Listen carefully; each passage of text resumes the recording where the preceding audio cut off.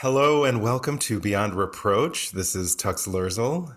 This is Stephanie Domingo.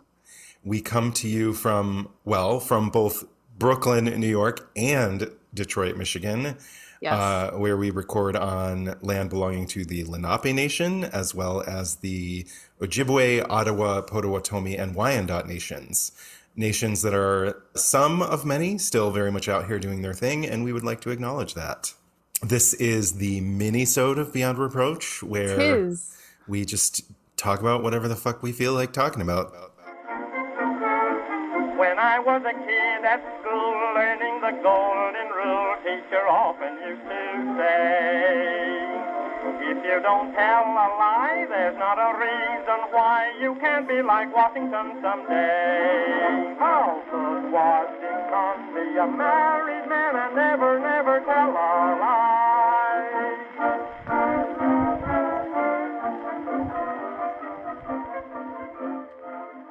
So this is a continuation of episode 55, an episode that has been so well received. Like, I love that everyone loves Alice Roosevelt as much as I love Alice Roosevelt. And I love Alice Roosevelt. I mean, she's hard not to love. Yeah. She was TR's eldest and most flamboyantly amazing daughter. In 1901, when he became president, she became a princess who in many ways kind of trumped her father. Yeah. Her father's popularity, for sure. So 32 years later, her first cousin, Eleanor, would become first lady. These two very powerful women, they were born 8 months and 20 blocks away from each other. Wow. They grew up almost like sisters because I mentioned in that episode that they had, well, I guess I hinted at Eleanor's tragic upbringing. So they had that in common. They both were kind of unhappy, kind of lonely. They both felt unloved by caregivers. So despite pretty radically different personalities, they were tight throughout their teen years as well. It wasn't just when they were like babies. Initially, when I thought about this kind of spillover episode, I thought about talking about the details of their beef. Where's the beef? Where's the beef?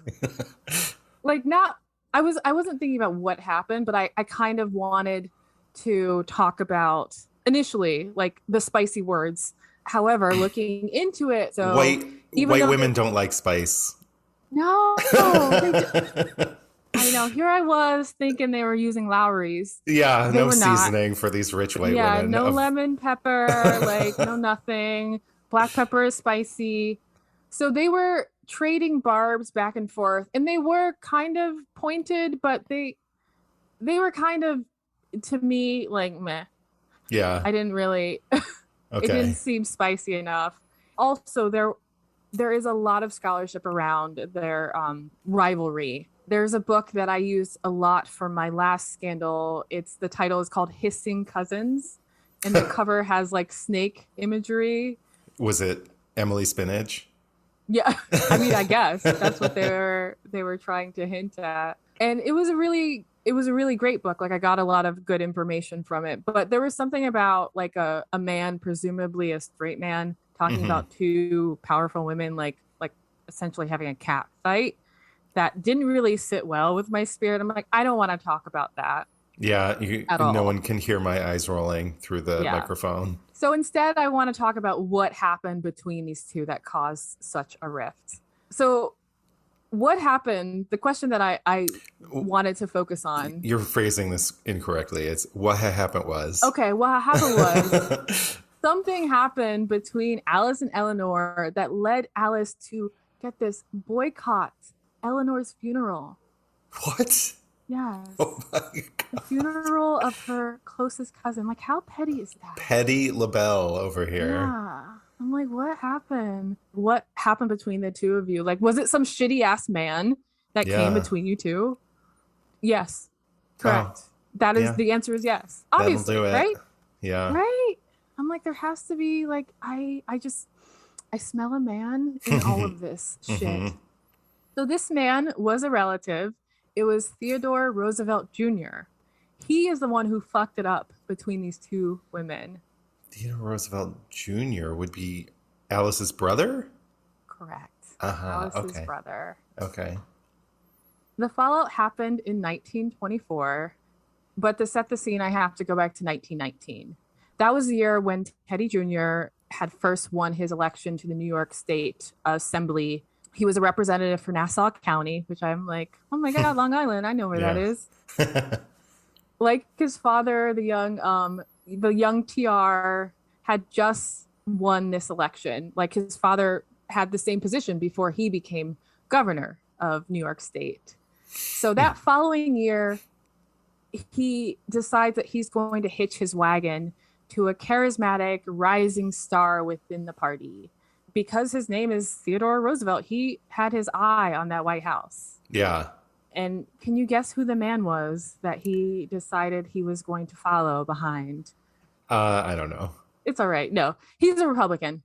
Oh. So the man was named Warren Gamaliel Harding. Oh, okay. That makes sense. Right? Mm-hmm. So if you don't know who that is, seriously get with the program. Listen to episode 3 or episode 9 or both. Actually, listen to both if you haven't already. They're really fun scandals, kind of outrageous in their own ways. So TRJR, he helped Harding win his presidential race. He introduced him to wealthy people in New York because he was a banker before he got into politics. Surprise, surprise. So he moved in an orbit with a lot of really big players in Wall Street. So when Harding was elected president in 1921, good old Warren G did what Warren G did. He was a man who loved to elevate his squad to positions of power where they may or may not be grifting as long as the day is. Like grifting, they're getting grifty with it. Not all of them, but most of them. Yeah. And they're not hurting anyone other than the public. So who no cares? big deal. So as a cushy little thank you, Warren appointed TRJR to his dad's old position as assistant secretary of the Navy. If you remember, if you remember from episode 9, when I talked about the Teapot Dome scandal, it is the assistant secretary of the Navy who is in charge with executing this illegal oil lease. I had no idea it was him. It was him. Huh. So fast forward a few years, Albert Fall takes a fall. He is sacrificed while TRJR and his younger brother Archie were cleared of all charges. I bring up Archie because it just so happened that he is the vice president of Sinclair's Mammoth Oil Company. Oh my God. Of course he is. Happy coincidence. Oh God. It really makes you not think. Like, it's just, coincidence. So wow. Okay. It is Archie who would end up dropping the biggest dime on the whole operation. Yeah. Some say that he was innocent whistleblower, that he was just shocked by the levels of corruption. And when it came across, his purview, he told his brother, and then they went to the authorities. Okay. Maybe he just sung like a canary to save some Roosevelt hide. Sure. So there's a lot of sources on both sides, but the fact remains that the brothers walked free. Yeah. Their good name trash. Was I mean, the whole thing was trash. They were rich. The only person that had got in trouble at all was not rich. I know. Yeah. He was new money rich. He was rich because of them. He was only rich because of his grift. Yeah, everyone else had old money. Yeah. I guess, tale as old as time, I suppose. It takes money to grift money.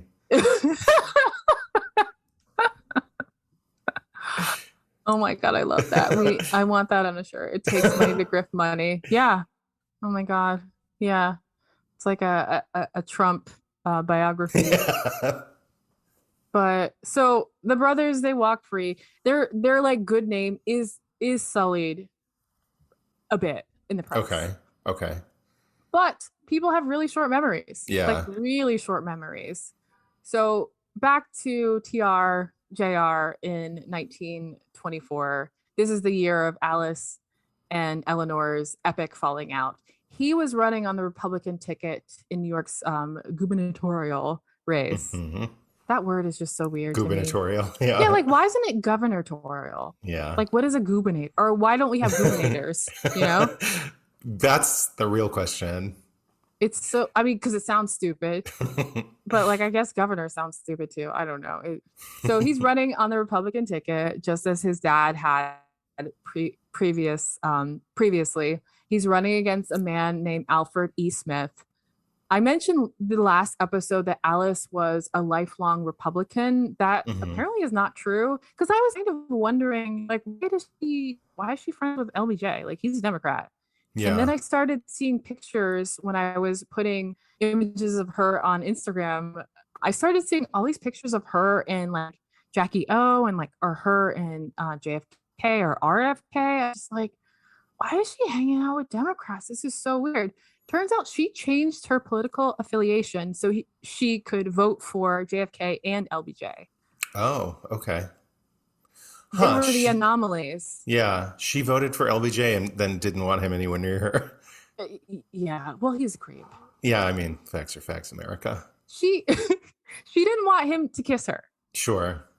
I mean, same. Yeah, exactly. Me too. We all have our hand up. We don't want to be kissed by LBJ. We don't want to see his dick. We don't need anything like that. Yeah, so she voted for both of them and then switched her affiliation right back. But in the 1920s, she was ride or die Republican. This race was especially important to her because Teddy Jr. was the only sibling that she really fucked with. Okay. Everyone else she was kind to, but like she didn't really have any like real bond with. Mm-hmm. I think they're the closest in age. I believe so. Okay. Oh, and these would have been half siblings too. Half siblings, yeah. Okay. Of course.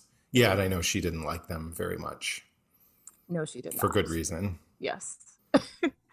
So did she want him to win so he would, maybe become president one day? Probably. Yeah. I think she was definitely missing access, like the same access that she had to the White House, because during this time she was banned. Oh, that's right. But she was also just writing for her family's name, trying to, because the name had been tarnished slightly.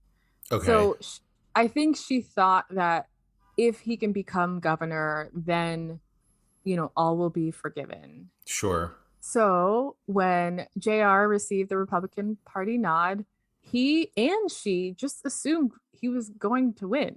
Yeah. Just as their father did in 1898. However, as we all know, he did not win. Mm-hmm. And this can, in part, be blamed on Eleanor Roosevelt. Oh.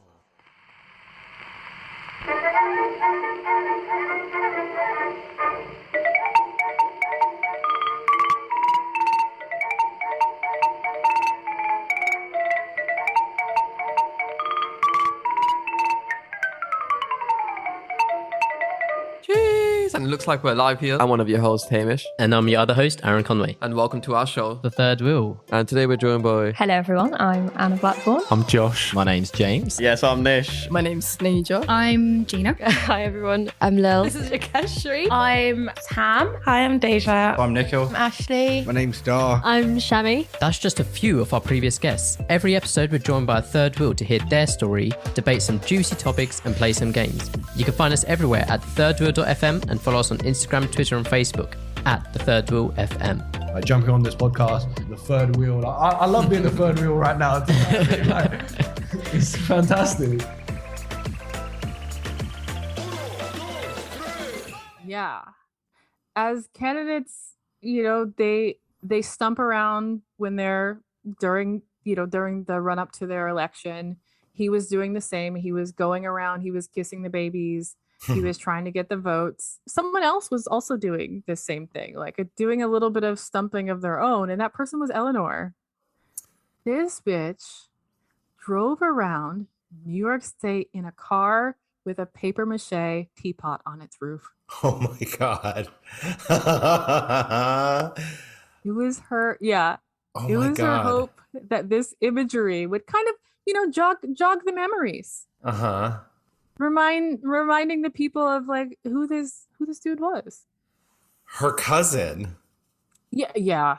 Her cousin, the Republican, though. Sure. Okay. Yeah. Still, why? Wild. Okay. So everywhere that Junior spoke, Eleanor just conveniently happened to be there with her car. Oh my God. With the giant teapot on top. I love her so Right? much. Isn't she so good? It's somehow I still can't find a picture. I'm gonna keep looking. I can't find a picture of it. I read in multiple sources that it was paper mache, but I also read in these same sources that it somehow spouted steam. And I'm like, how didn't it crumble and like turn into just a pile of goo? Sorcery is how. So everywhere TRJR was, she was just there, just, talking with the ladies. She wasn't doing a big speech. She was just talking to her lady friends. And she was maybe low key saying that she felt that Junior was not a chip off the old block.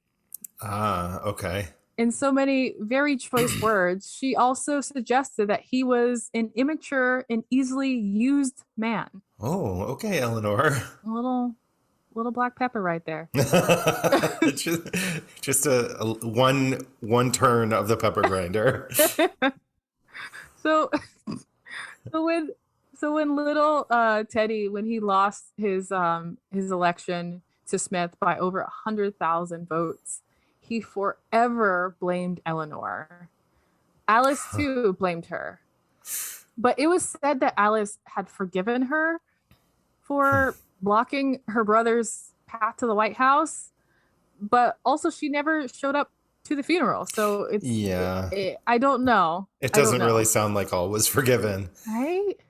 I mean, I know Alice was thirsty for that White House visitation. Yes. So was she hanging out at the White House when FDR and Eleanor were in the White House?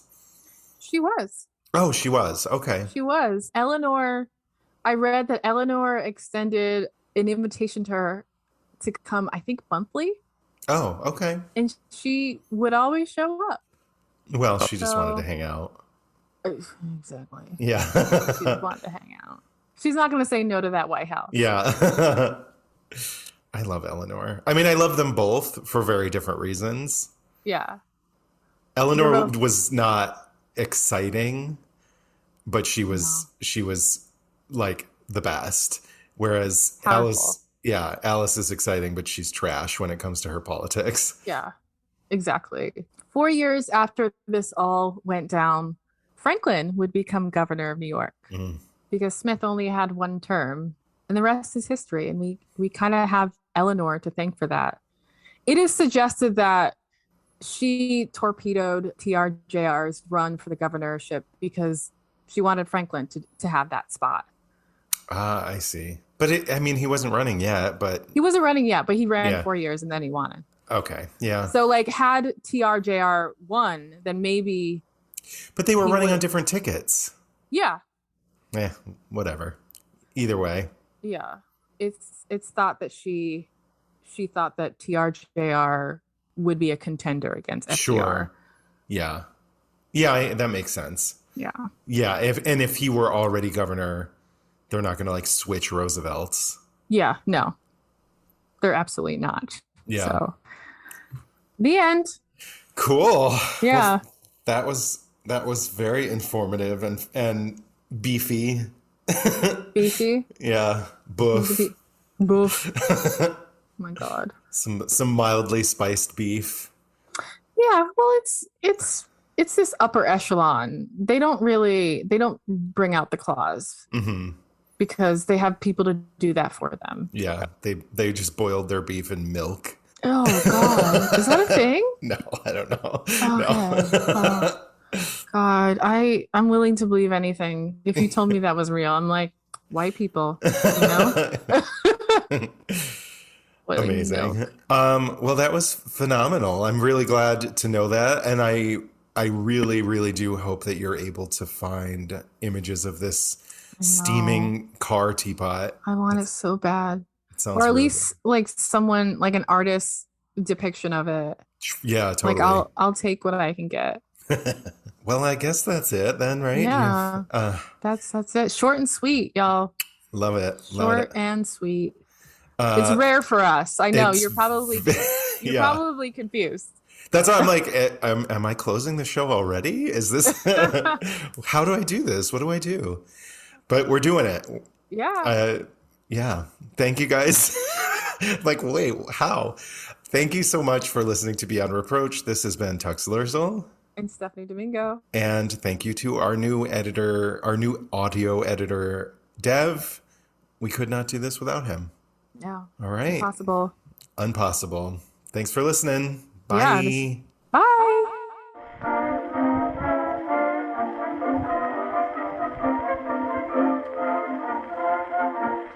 Thank you for listening to Beyond Reproach. Please note that we are not historians. We're just a couple of drunks who never shut up and love history. A full list of all source information can be found in the show notes on our website. Please take a moment to rate, review, and subscribe. Written reviews are especially important.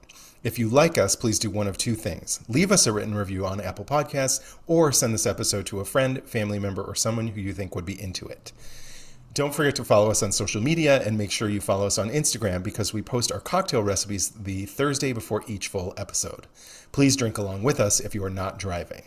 We also have a shop on beyondreproachpod.com. Get your merch, brand yourselves.